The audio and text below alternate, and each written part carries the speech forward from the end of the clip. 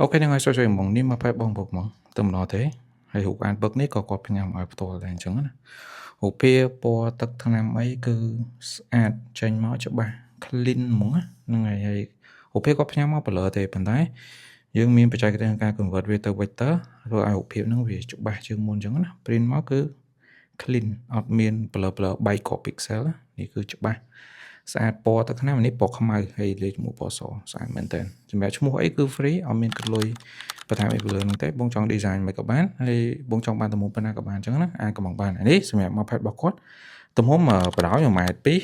ទទឹង60កម្រាស់គឺ5មីលីម៉ែត្រសាច់ក្រាស់ទន់ smooth ល្អណាហ្នឹងហើយ smooth ហ្មងណា